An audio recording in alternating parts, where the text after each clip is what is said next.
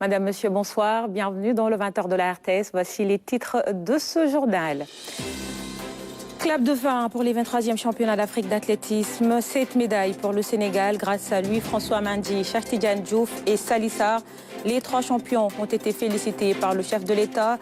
Vous faites la fierté du Sénégal, a écrit le président Bassirou Diomaye Diakhar Faye sur X avec ce Twitter. Le plan national de réponse à l'insécurité alimentaire lancé à Salémata. Nous sommes dans la région de Kédougou. Pour cette campagne, plus de 6 000 ménages vulnérables vont être soutenus grâce à une enveloppe de 780 millions de francs CFA. Également dans l'actualité, les assises de l'entreprise du Conseil national du patronat. La 20e édition se tient sous le thème « Le partenariat public-privé et le contenu local ».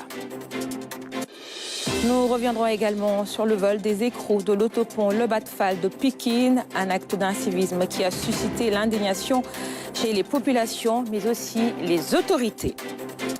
Et puis installation du nouveau maire de Ziguinchor, le successeur du Premier ministre Ousmane Sonko a officiellement pris fonction ce jeudi.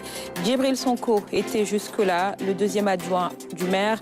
Nous, on en parle également avec Aïb Dafé, député et président du groupe parlementaire Yewwi Askan Wi. Il est notre invité dans ce journal.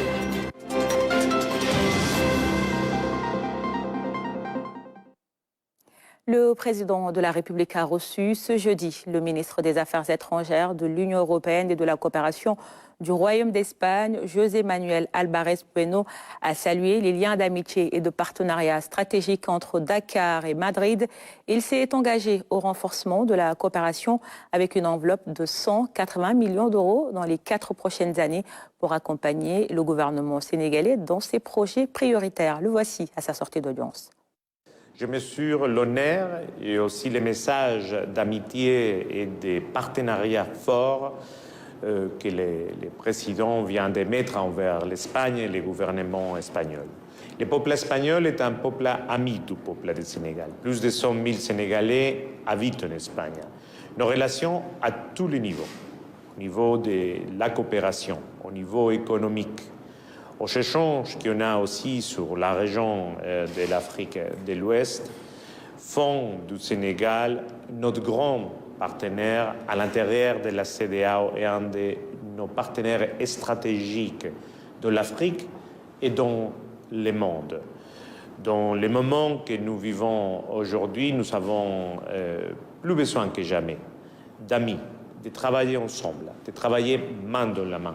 Et c'est pour cela que nous allons continuer à voir le Sénégal comme pays prioritaire de notre coopération à l'intérieur de l'Afrique de l'Ouest, qui dans le nouveau cadre de la coopération espagnole va devenir une des régions prioritaires. Et nous allons augmenter les fonds que nous donnons au gouvernement du Sénégal et aux différents parties de la société civile à 180 millions d'euros dans les 4 prochaines années pour travailler main dans la main avec les priorités du gouvernement du Sénégal, en faisant un axe central de la jeunesse et l'emploi, de l'agriculture, de la souveraineté alimentaire, de l'eau et de l'assainissement, et pour continuer à avoir une forte amitié.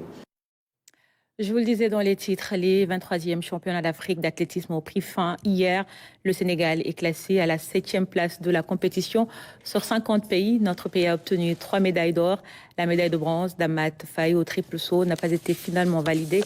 La fédération sénégalaise a fait un recours auprès de la Confédération africaine d'athlétisme. Et justement, ces champions ont été félicités par le président de la République. Félicitations à nos champions Louis-François Mendy, Cheikh Tidiane Diouf et Salissar pour leur médaille d'or au 23e championnat d'Afrique d'athlétisme senior. Vous faites la fierté du Sénégal, a écrit le président Bassirou Diomaye Diakhar Faye sur les médias sociaux. Vos déterminations et vos performances inspirent toute la nation. Bravo. Ziguinchor a un nouveau maire, son nom Djibril Sonko, celui qui était jusque-là 2e adjoint, remplace le maire Ousmane Sonko. Il a été installé dans ses fonctions ce jeudi par le préfet Abdoulaye Sinkaré. En enfilant cette écharpe, Djibril Sonko devient officiellement le nouveau maire de Ziguinchor. Je vous invite au travail pour apporter aux populations de Ziguinchor le bien-être qu'ils ont tant attendu de la part de leurs autorités de la mairie de Ziguinchor. Ils étaient 4 au départ et c'est finalement lui qui a été élu à l'unanimité des 77 conseillers qui ont voté. Djibril Sonko occupait jusque-là le poste de deuxième adjoint au maire. Il compte mener sa mission suivant des valeurs. Je vous invite donc, moi y compris, de privilégier la rigueur, de privilégier le sérieux dans le travail, de privilégier la justice dans tous les actes que nous poserons dans la gestion de cette mairie. Avec un viatique comme celui-là, il n'y aura pas d'obstacles ou de difficultés impossibles à surmonter. En tout cas, je voudrais vous accompagner de tous mes vœux de succès et de réussite. Djibril Sonko remplace ainsi Ousmane Sonko, devenu Premier ministre, à qui il a rendu un vibrant hommage. À tous les conseillers municipaux, il lance un appel à l'unité pour le développement de la commune de Ziguinchor. L'actualité, c'est aussi la déclaration de politique générale du Premier ministre attendue à l'Assemblée nationale. Pour en parler avec moi sur ce plateau, Monsieur Ayib Daffé. Bonsoir, Monsieur le député. Merci d'avoir accepté notre invitation. Bonsoir, Madame Dramé. Merci Alors, de l'invitation. Vous êtes le président du groupe parlementaire Yewwi Askan Wi. La polémique enfle autour de la déclaration de politique générale du Premier ministre Ousmane Sonko. Le fera-t-il, oui ou non, cette DPG? Je pense que le Premier ministre Ousmane Sonko, en tout cas, est disposé à faire sa déclaration de politique générale. Maintenant, le problème qui se pose est un problème interne à l'Assemblée nationale. Et c'est ça que le groupe parlementaire Yewwi Askan Wi a posé hier. C'est un vieux problème qui date de l'installation de la 14e législature, puisque quand on a été installé, on nous a distribué une édition du règlement intérieur datée de juillet 2021. Et nous avons constaté que cette édition a été falsifiée et ne correspondait pas au règlement intérieur réellement voté par les députés, qui a été modifié la dernière fois en octobre 2019. Puisqu'en octobre 2019, il s'agissait de prendre en compte la révision constitutionnelle qui supprimait le poste de Premier ministre. Quand le poste de Premier ministre a été ramené dans la Constitution en décembre 2021, que l'Assemblée s'est réunie à réviser la Constitution, la même procédure n'a pas été prise pour réviser le règlement intérieur. Donc, dans la situation actuelle, notre règlement intérieur ne prend pas en compte le Premier ministre, ne prend pas en compte la déclaration de politique générale, la question de confiance et la motion de censure. Malheureusement, la version, l'édition de juillet 2021 qui nous a été distribuée, en tout cas, il y avait des rajouts frauduleux. On a fait constater cela depuis novembre 2022 au président de l'Assemblée nationale et lui demander de retirer cette version et quand même de régler le problème. La solution était simple, il s'agissait de réunir les députés, soumettre une proposition de loi pour rétablir le Premier ministre et la déclaration de politique générale, la question de confiance et la motion de censure dans le règlement intérieur. Mais jusqu'à présent, cela n'a pas été fait. Donc c'était, en tout cas, à l'occasion de notre point de presse d'hier, à la veille du débat d'orientation budgétaire. C'est pourquoi on a tenu bon de rappeler à l'opinion nationale, d'informer l'opinion nationale et internationale de cette situation qui est quand même assez, en tout cas, préoccupante pour l'Assemblée nationale, qui est la garante de la loi et qui, en tout cas, doit s'assurer que les textes qui sont votés par les députés, ce sont ces textes-là qui seront édités et publiés, distribués, en tout cas, aux Sénégalais. Et à ce moment-là, que faut-il faire? Qu'est-ce que vous proposez, vous, en tant que groupe parlementaire? Est très simple. Oui. Nous demandons, dans un premier temps, avec nos collègues, notamment le président Mamadou Lamine Diallo, de retirer cette édition falsifiée qui date de juillet 2021 et, en tout cas, après le retrait de cette édition falsifiée, de réunir les députés pour, en tout cas, avec une proposition de loi et de rétablir le Premier ministre et la déclaration de politique générale, la question de confiance et la motion de censure dans le règlement intérieur. Cela permettra en tout cas d'assurer la sécurité juridique nécessaire pour que le Premier ministre puisse tenir sa déclaration de politique générale et que l'Assemblée nationale, en fait, puisse fonctionner normalement. Parce que ce qu'on oublie souvent, c'est que la Constitution fixe les principes. Par exemple, la déclaration de politique générale est une obligation constitutionnelle. Mais c'est le règlement intérieur, en tant que loi organique, qui précise les modalités d'application, qui fixe la procédure. On peut prendre l'exemple, par exemple, dans la Constitution. La Constitution dit que l'opposition doit avoir un statut et qu'il faut même désigner un chef de l'opposition. Mais il précise qu'il faut une loi pour le faire. S'il n'y a pas une loi ordinaire ou organique, cette obligation-là ne peut pas être respectée. Donc c'est le cas également de la presse. La liberté de la presse est reconnue dans la Constitution, mais la Constitution dit que le régime de la presse est fixé par la loi. D'où l'objet de l'adoption du Code de la presse. Sans ce Code de la presse, la liberté de la presse ne sera jamais effective. Donc c'est cela, en fait, le problème.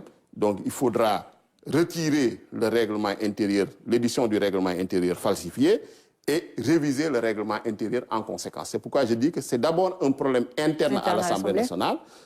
Donc nous, en tant que parlementaires, nous devons pouvoir régler ce problème-là parce qu'il est inconcevable qu'à l'Assemblée nationale, nous qui sommes les garants de la loi, nous représentons le peuple, que les dispositions, en tout cas les textes avec lesquels on travaille, ne soient pas des textes qui soient conformes avec ce que les députés ont voté. Qu'est-ce qui bloque réellement à la modification de cette loi que vous jugez incorrecte? Nous ne savons pas, puisque le président de l'Assemblée nationale, en réponse à M. Mamadou Lamine Diallo, le 16 novembre 2022, avait dit qu'il allait traiter le problème conformément au règlement intérieur. Depuis lors, il y a eu plusieurs rappels et nous allons clôturer la deuxième session de la 14e législature ce 29 juin. Jusqu'à présent, ce problème-là n'est pas réglé. Donc nous pensons que c'est un problème de volonté.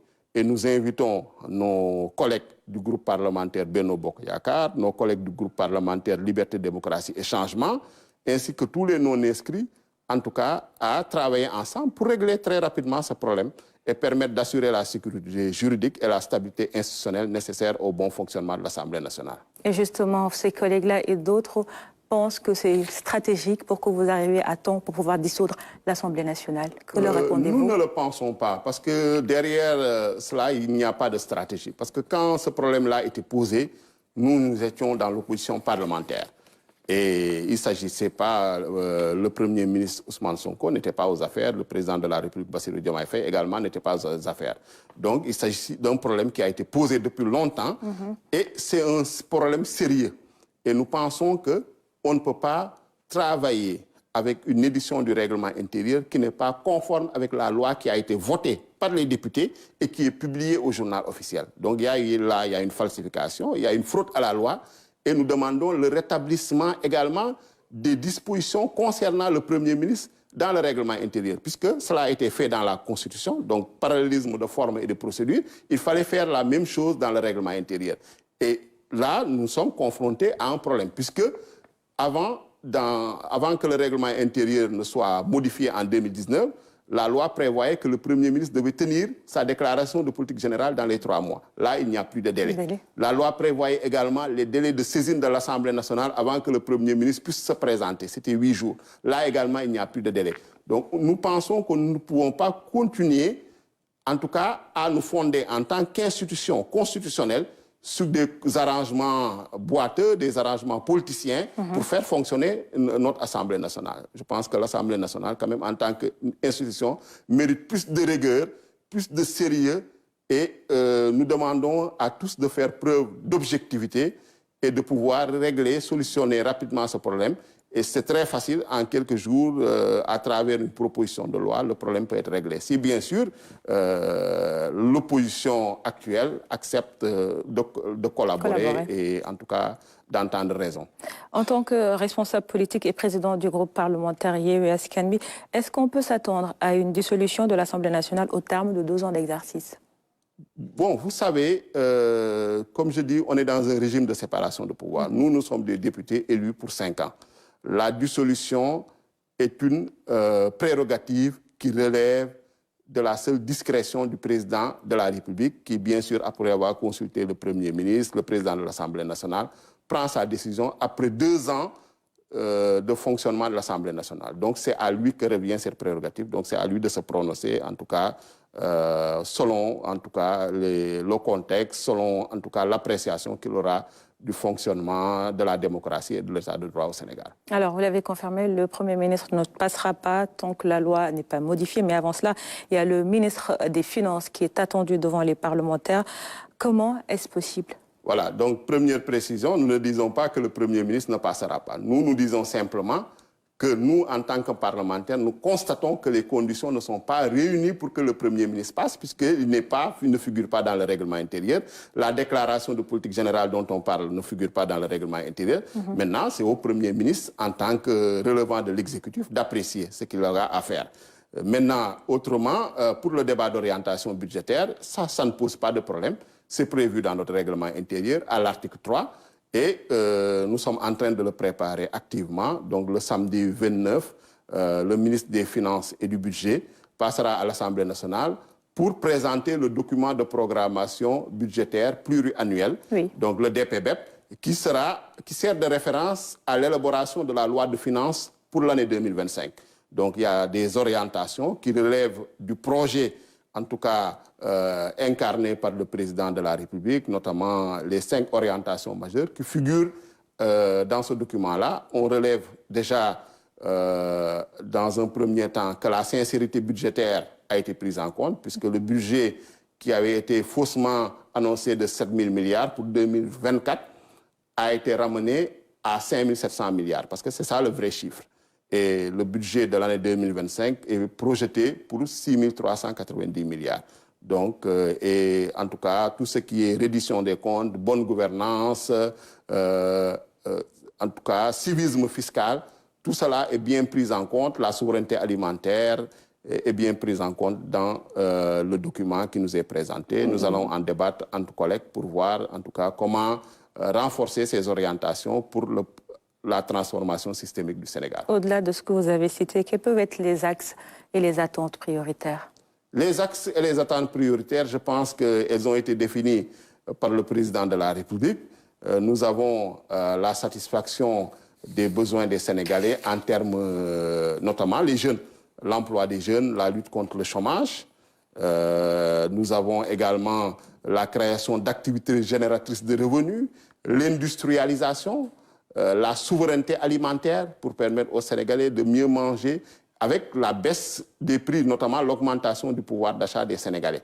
Donc ça aussi, ce sont des priorités. Les infrastructures également, le désenclavement, l'électrification universelle, faire en sorte que tout le monde puisse disposer d'une électricité à bas coût, tout le monde puisse bénéficier également de l'accès à l'eau potable, de l'accès à des soins de santé, à une éducation accessible, abordable pour tous et de qualité.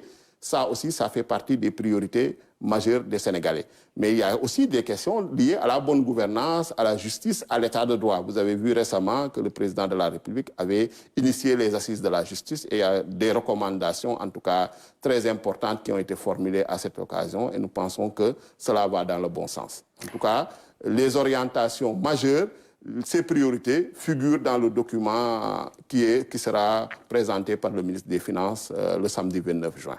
Monsieur Ayib Daffé, merci. Je rappelle que vous êtes député et président du groupe parlementaire Yewwi Askan Wi. C'est moi qui vous remercie. Merci. Dans l'actualité également, le lancement du plan national de réponse à l'insécurité alimentaire.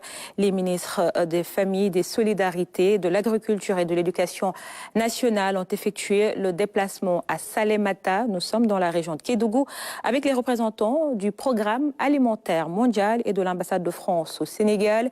Pour cette année, le programme alimentaire mondial et son partenaire ont dégagé une enveloppe de 780 millions de francs CFA pour soutenir plus de 6 000 ménages vulnérables, nous dit Tidiane Cissé.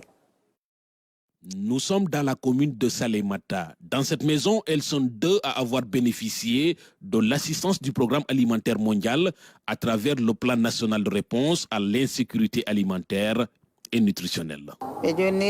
Quand on m'a donné cet argent, moi je suis allé directement acheter du riz et de l'huile. Cette assistance du PAM est précieuse pour moi, car elle est venue à un moment critique pour ma famille. Moi, quand j'ai récupéré l'argent, voilà ce que j'ai acheté. 1 kilo de sorgho, du lait, du sucre et des œufs. Je vais préparer ça pour mon enfant. C'est très bon pour l'alimentation des enfants. Cette année, le PAM et ses partenaires, notamment la France, ont mobilisé plus de 780 millions de francs CFA.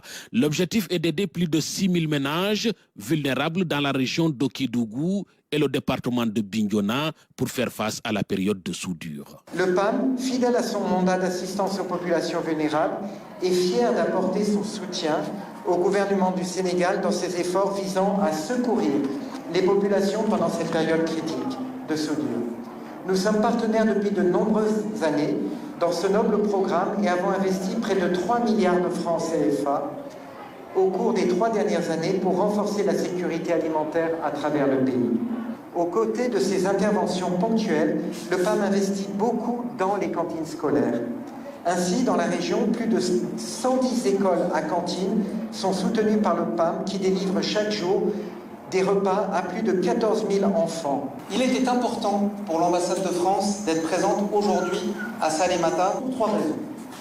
La première d'abord pour saluer la collaboration exemplaire qui a déjà été saluée par d'autres, mais je tenais à le faire moi-même, entre les autorités du Sénégal et le Programme alimentaire mondial.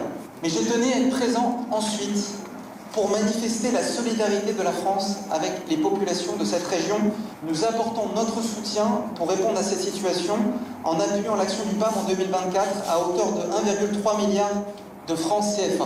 En plus des efforts du gouvernement du Sénégal à travers le Conseil national de sécurité alimentaire et le Conseil national du développement de la nutrition, le PAM vient donc appuyer le Sénégal dans sa lutte contre l'insécurité alimentaire. Le Sénégal, à l'instar de plusieurs pays de la sous-région, subit les conséquences drastiques du changement climatique, engendrant des crises alimentaires et nutritionnelles dans plusieurs localités du pays. Ce plan national de riposte à la soudure est en vérité une croisade. Vulnérabilité, pauvreté et exclusion. Mes sentiments sont très mitigés. Quand je vois la qualité des sols, quand je vois combien il pleut à Kédougou, comparé à la détresse. Et je ferai tout pour que l'on crée la première coopérative agricole intercommunale à Kédougou. En 2023 également, le Programme alimentaire mondial avait dégagé une enveloppe de 500 millions de francs CFA pour assister le gouvernement du Sénégal dans le cadre du plan national de réponse à l'insécurité alimentaire dans les 3 départements de la région de Kédougou. À Dakar, c'est ouvert ce matin la 20e édition des Assises de l'entreprise du Conseil national du patronat. L'événement se tient sous le thème le partenariat public-privé et le contenu local. Ainsi, les participants vont réfléchir sur le renforcement et la promotion du secteur privé. D'autres thématiques sont également abordées. Salut Sec. C'est un événement majeur inscrit aujourd'hui dans l'agenda socio-économique de notre pays. Pour cette édition, les échanges vont porter sur le partenariat public-privé et le contenu local. Une occasion de recueillir la vision et les priorités du gouvernement pour le renforcement de ce partenariat. Le Sénégal fait du contenu local un sujet clé pour stimuler sa croissance économique, renforcer sa souveraineté et améliorer les conditions de vie de ses populations. C'est ce que le président de la République a appelé le projet d'un Sénégal souverain, juste et prospère. La noblesse de la gouvernance républicaine, c'est ce pouvoir que vous avez d'écouter, de décider et de réaliser des actes de portée sociale et économique pour le bien de la nation. Et à cet effet, les attentes de l'entreprise et de ses partenaires travailleurs sont pour plus de croissance économique et de progrès social. Être à l'écoute de l'entreprise, c'est prendre le pouls de l'activité économique et de la justice sociale. Cette édition de 2024 est marquée par une forte présence du gouvernement avec les ministres en charge de l'économie, de l'industrie, du travail et de la microfinance. Pour l'occasion, le gouvernement a réaffirmé sa volonté de garantir un environnement des affaires favorable aux entreprises. Soyez assurés que le gouvernement du Sénégal, sous la conduite de son Premier ministre, M. Ousmane Sonko, et le leadership du président de la République, son Excellence, M. Bassirou Diomaye Faye, ce gouvernement ne ménagera donc aucun effort pour garantir et multilatéraux. Il nous faut ensemble, avec le contenu local, aller vers des PPP pour absorber les ressources disponibles. Durant 2 jours, des événements majeurs vont rythmer ces assises. Il s'agira de réfléchir sur des thématiques comme les réformes fiscales, la compétitivité du secteur industriel, la promotion du produit et du consommation local, l'innovation, la transformation numérique, entre autres. Et justement, le système fiscal sénégalais évalué. La rencontre a été initiée par l'Ordre national des experts. Elle a permis de faire le point et revisiter toute la politique autour du dispositif d'incitation fiscale. Mamadou Sakine pour le compte-rendu. Simplicité, attractivité et efficacité. Ce sont les principaux objectifs du droit commun incitatif mis en place par le Sénégal en 2012. 12 ans après, de nombreuses difficultés persistent. Les PME, en particulier, trouvent le processus de conformité fiscale compliqué et coûteux en termes de temps et de ressources. 2. Une digitalisation insuffisante. Bien que des efforts aient été faits pour digitaliser les services fiscaux, l'implémentation de la digitalisation reste incomplète et inégale. Cela entraîne des inefficacités et des retards dans le traitement des déclarations fiscales et des paiements, décourageant ainsi la conformité volontaire. Troisièmement, le constat d'inégalité fiscale. Cette inégalité fiscale doit être corrigée par l'élargissement fiscal. On ne peut pas continuer surimposer une portion congrue des contribuables, c'est les grandes entreprises, c'est les salariés, c'est à peu près les moyennes entreprises, et laisser toute une masse de contribuables de côté. Ce n'est pas durable. Il faut insister sur l'élargissement de l'assiette fiscale. Cette solution va permettre de renflouer les caisses de l'État parce que les recettes fiscales constituent l'essentiel de ses ressources financières. Les incitations fiscales, qu'elles soient basées sur les coûts et les bénéfices, n'en ont pas moins un coût exorbitant pour le budget de l'État, de par les pertes importantes de recettes fiscales qu'elles induisent et dues aux réductions d'impôts ou exonérations. Il apparaît ainsi nécessaire que les incitations fiscales fassent l'objet d'une bonne gestion pour qu'elles n'obèrent pas les finances publiques. Ce que l'État perd en recettes doit pouvoir être compensé par des gains en termes d'investissement et d'emploi. Les incitations ne se limitent pas aux exonérations. Elles ont plusieurs formes qui peuvent aller à des réductions d'impôts, des suspensions d'impôts, voilà. Donc il y a beaucoup de mesures qui constituent ce qu'on appelle le dispositif d'incitation fiscale et effectivement il est important aujourd'hui d'insister sur son évaluation. L'autorité porte une attention particulière à ces travaux. À l'issue, elle recevra un rapport avec des recommandations. Autre rencontre, le 7e Salon international des professionnels de l'économie numérique ouvert à Dakar. Le thème de cette année est l'accélération de la digitalisation, un puissant levier de compétitivité de l'économie sénégalaise et africaine. Le CIPEN 2024 se veut une plateforme d'échange dynamique pour une économie numérique plus compétitive et inclusive. Ndeye Koumba-Ndiaye. Des professionnels, des décideurs, des étudiants étaient tous réunis pour cette première journée de la 7e édition du Salon international des professionnels de l'économie numérique CIPEN, afin de discuter de l'importance de la digitalisation des procédures administratives. Face à une évolution constante des technologies numériques, le Sénégal poursuit son objectif d'accélérer la modernisation de l'administration, prenant en exemple des pays comme le Rwanda. Si on a mis cette accélération de la digitalisation par en avant, c'est qu'on estime qu'on n'a pas encore atteint un niveau acceptable, un niveau suffisant de cette digitalisation. Et justement, le fait qu'on ait choisi le Rwanda comme pays invité d'honneur, c'était pour avoir l'expérience du Rwanda en matière de digitalisation. On a écouté tout à l'heure l'ambassadeur du Rwanda qui a donc effectivement dit qu'au Rwanda, 98% des procédures administratives sont digitalisées. Après une visite des stands d'exposition, le ministre de la Communication a réitéré la volonté du Sénégal d'investir dans la transformation digitale. La digitalisation, on sait tous que c'est un long processus avec un certain nombre de facteurs à prendre en compte. D'abord, on ne peut pas parler de digitalisation sans parler de connectivité efficiente. On ne peut pas parler de digitalisation sans parler d'infrastructures robustes qui offrent une haute disponibilité pour pouvoir héberger des applications. Donc c'est un long processus qui prendra le temps que ça prendra, mais l'État du Sénégal mettra tout en œuvre et avec l'accompagnement du secteur privé de pouvoir atteindre nos objectifs. L'Organisation des professionnels d'éthique optique et la BOAD ont signé une convention de partenariat. Le CIPEN 2024, c'est aussi des panels, des discussions sur la cybersécurité, la souveraineté numérique et les mécanismes pour l'accélération de la digitalisation.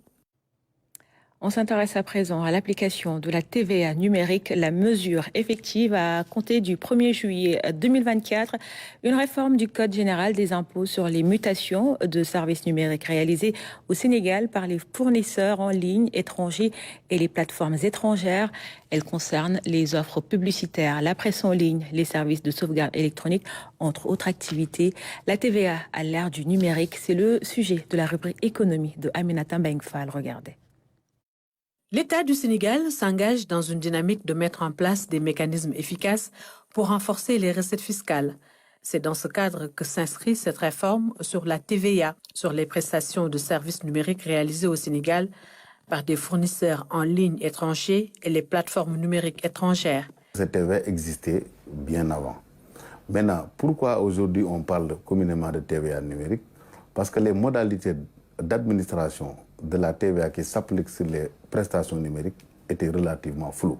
Donc ce n'était pas très clair. C'est pourquoi le législateur, en vertu des dispositions de l'article 355 bis du Code général des impôts, a tout simplement clarifié les modalités d'administration de la TVA qui s'applique sur les prestations numériques, faites bien entendu par les entreprises étrangères, mais qui ont la possibilité de s'immatriculer au Sénégal ou à défaut que la TVA soit collectée par l'entreprise qui a bénéficié de la prestation et qui est établie au Sénégal. Cette mesure découle de l'arrêté numéro 034269 du 21 mai 2024 du ministère des Finances et du Budget. Elle cible les prestations de services numériques telles que les offres publicitaires, la presse en ligne, l'apprentissage en ligne, entre autres. Il y a au moins une liste de 26 services. C'est des services notamment de publicité, c'est les services de streaming. Aujourd'hui, il y a beaucoup d'artistes sénégalais qui versent dans le streaming pour éviter la piraterie.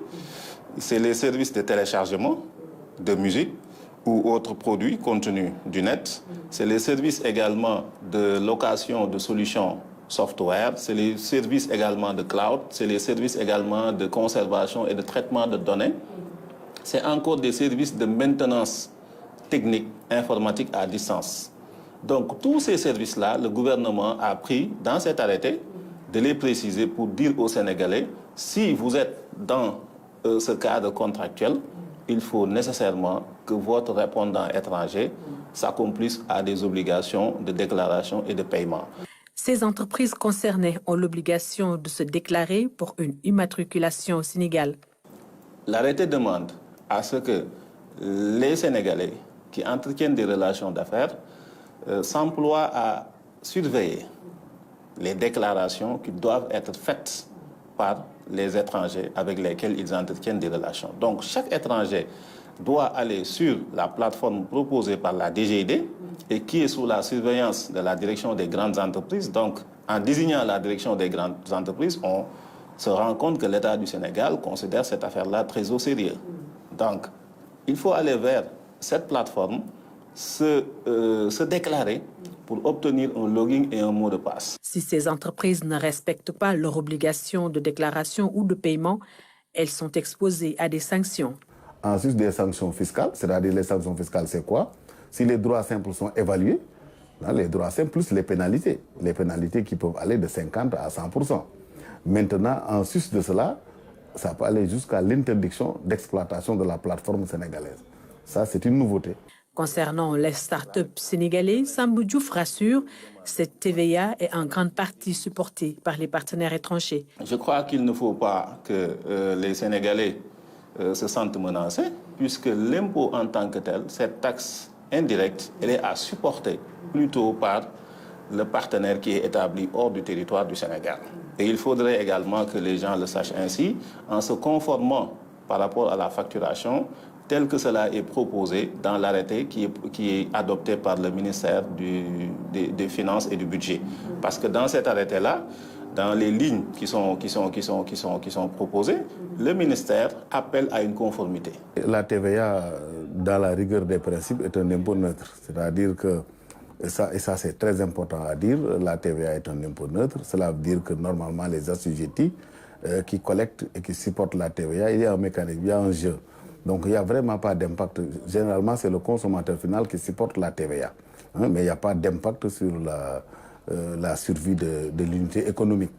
Pour assurer le suivi de l'ensemble des transactions, l'État du Sénégal doit mettre en place une stratégie de bonne gouvernance. Il faut une stratégie qui s'adosse sur un diagnostic existentiel et qui va s'appuyer sur une gouvernance. La gouvernance, c'est les organes qui seront là, harmonisés autour de l'ensemble des institutions qui existent dans ce pays, telles que la RTP, qui est un bras technique, tels que le ministère de l'économie numérique, les finances et notamment la DGED ne peuvent pas d'un bord appliquer en fait cette TVA à l'endroit de ces acteurs-là du numérique. Parce que ça risque même d'apparaître comme un couperet qui viendrait en fait étonner tout le monde. Il faut que ces institutions dont je parle là soient mises à contribution pour qu'on puisse non seulement faire du suivi, mais également assurer le traçage de ces transactions-là, parce que personne ne peut assurer d'une déclaration des personnes étrangères au territoire du Sénégal. Personne ne peut assurer également d'un paiement sur la plateforme e-tax tel que cela est préconisé. L'application de cette nouvelle réforme sur la TVA numérique risque de se heurter à certains obstacles. Les conventions fiscales bilatérales pourraient occasionner des pertes de revenus pour nos États. Dakar abrite depuis hier et ce jusqu'à vendredi les 12e rencontres du réseau des hôpitaux de l'Afrique et de l'océan Indien au programme la démarche qualité et la certification des établissements, des soins, des spécialistes venus de plusieurs continents prennent part aux travaux. L'objectif est de susciter l'adoption de la qualité dans les structures hospitalières au Mariao. Cet homme qui donne la conférence inaugurale des 12e rencontres du RESAOC est un praticien hospitalier en santé publique, auteur d'ouvrages et de publications sur le sujet. Le docteur Christophe Ségouin, qui a une longue tradition des évaluations avec la Haute Autorité de Santé, qui nous a gratifié d'une conférence de très haute facture, de dimension internationale. Une conférence de qualité sur l'accréditation. C'est un niveau de conformité d'un producteur de soins à un ensemble de critères, de moyens, de procédures et ou de résultats. Elle permet de confirmer la qualité et est rendue même obligatoire pour les établissements d'hospitalisation de certains pays. Sur le continent, elle peine à être appliquée.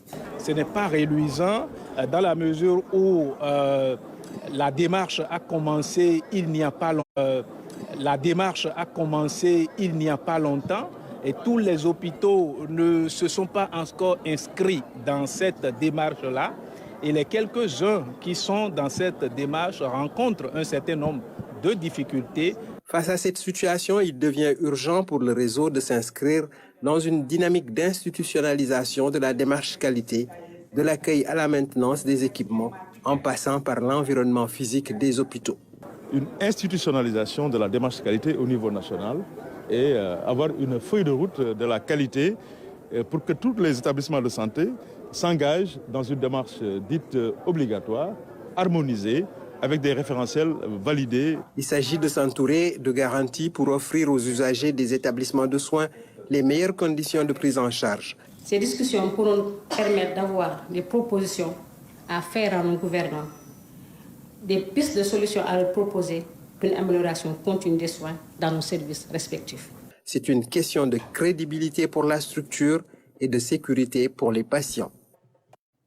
Pendant ce temps, le ministre de l'Hydraulique et de l'Assainissement était cet après-midi en visite à Djahaï. C'est pour constater l'état d'avancement des travaux de lutte contre les inondations. L'occasion saisie par Cheikh Tidiane Dièye de lancer un appel aux populations à se mobiliser massivement pour la deuxième édition de la journée de nettoiement Setal Sunum Réew d'Amsila. En prélude à la journée nationale de nettoiement Setal Sunum Réew, prévue le 6 juillet prochain, le ministre de l'Hydraulique et de l'Assainissement appelle à une forte mobilisation citoyenne. Des plus jeunes L'assainissement ne sera pas en reste pour la deuxième édition de la journée de nettoiement. Ici à Djahaï, par exemple, comme dans d'autres quartiers similaires où les inondations sont fréquentes, le ministre promet des mesures fortes. Nous ferons de notre mieux, nous avons commencé cela, pour que cet hivernage, que nous le passions ensemble avec eux. Lorsqu'ils seront en difficulté, nous serons là pour les aider dans le pompage. Nous avons commencé avec les moyens disponibles à faire des canalisations et ouvrir des voies de circulation pour que l'eau puisse couler et sortir du quartier. Parce que le temps qui nous sépare de l'hivernage ne nous permet pas de faire des travaux structurants. On ne peut pas, d'ici 2 à 3 mois, faire des ouvrages qui nous permettent définitivement de régler le problème. Nous ne pourrons faire que des ouvrages d'urgence pour les soulager pour cet hivernage. Mais nous prenons l'engagement qu'après l'hivernage, dans le cadre de la mise en place et de la mise en œuvre des politiques de ce nouveau gouvernement, nous ferons en sorte de venir avec des ouvrages plus structurants. L'État du Sénégal, en étroite collaboration avec les populations, veut à travers les journées de nettoiement Setal Sunum Réou conscientiser les citoyens sur la politique du gouvernement de faire du Sénégal un pays propre. Je vous le disais en titre, c'est un acte d'incivisme qui a suscité l'indignation des populations. Des écrous ont été volés sur l'autopont Le Bas-de-Fall de Pikine, alertés par une vidéo devenue virale. Les autorités n'ont pas tardé à réagir. Ibrahim Andong s'est rendu sur place.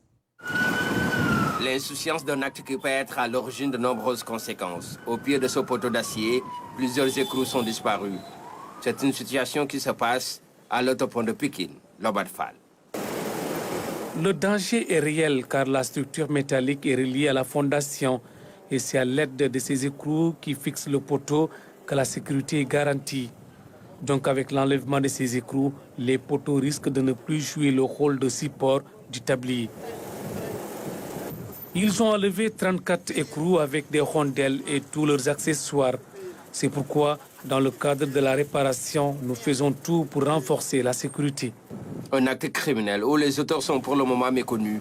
Toutefois, des soupçons s'orientent vers les badauds qui ont l'habitude de passer la nuit sous le pont. C'est un acte criminel que nous déplorons, car c'est un bien commun que nous devons sauvegarder pour l'intérêt de tous.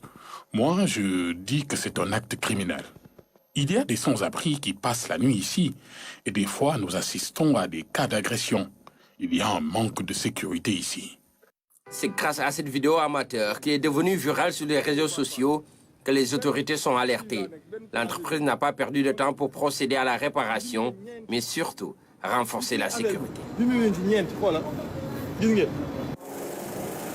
Ils ont enlevé 34 écrous avec des rondelles et tous leurs accessoires.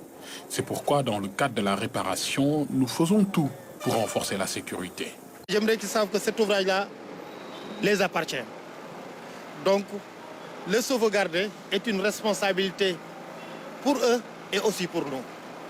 Donc, cette responsabilité doit nous amener, au lieu de faire des actes qui peuvent nuire à la durée de vie de l'ouvrage, qui peuvent nuire aussi par conséquent à la sécurité des automobiles qui circulent sur le pont, mais au contraire, c'est de regarder comment il faudra faire pour que l'ouvrage puisse continuer à perdurer, puisse continuer à assurer sa fonctionnalité de service et d'exploitation. Au-delà de cette sensibilisation, reste maintenant à mener une enquête pour retrouver les malfaiteurs.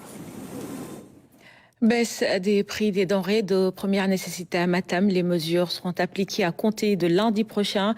Pour les régions, l'écart du coût de transport est à prendre en compte. À Matam, par exemple, les prix seront donc majorés de 15 francs CFA. L'annonce est faite lors d'une rencontre qui a réuni toutes les parties prenantes. Ibrahim Pabidjedjou pour le compte-rendu. À ce CRD, les débats ont porté sur l'application des nouvelles mesures portant baisse des prix des denrées de première nécessité. Le différentiel de transport applicable était le principal point. Des heures durant, l'ensemble des acteurs de Matam se sont exprimés librement avant de trouver un consensus. Le différentiel de transport pour la région de Matam s'élève à 15 000 francs la tonne, soit au détail donc 15 francs le kilo et 15 francs également le litre. Voilà pourquoi tous les prix qui ont été fixés à Dakar ont été majorés donc de 15 francs. En résumé, pour ce qui est du kilogramme donc du riz brisé en fait ordinaire, le prix plafond ne devra pas dépasser donc 425 francs au niveau de la région de Matam, le prix donc étant fixé à 410 francs au niveau donc de Dakar. Pour ce qui est des litres donc de l'huile de palme, le litre donc doit être cédé au maximum donc à 1015 francs. Pour ce qui est du kilogramme de sucre cristallisé à 615 francs. Et pour ce qui est en fait du pain, parce que ici le format standard c'est un format donc de 200 grammes. Donc le format standard de 200 grammes doit être cédé donc au consommateur final au prix donc de 165 francs CFA. Le ciment, la tonne est fixée donc à 86 000 francs. Dans la région de Matam, ces nouvelles mesures sont applicables dès le lundi 1er juillet. Tous les commerçants sont aussi tenus de s'y conformer et d'afficher l'ensemble de ces prix devant leur point de vente, informe le gouverneur de région. Phénoménal, Général Kara, c'est le titre d'un livre écrit par Sokhna Dieng-Baké. L'ancienne directrice de la télévision nationale était dans les locaux de la RTS pour une visite de courtoisie au nouveau directeur général, Pape Alé Niang. La voici après son entretien. Je suis très heureuse d'être ici cet après-midi. Je suis sûre qu'il y en a beaucoup qui ne m'ont jamais vue à l'intérieur de cette maison.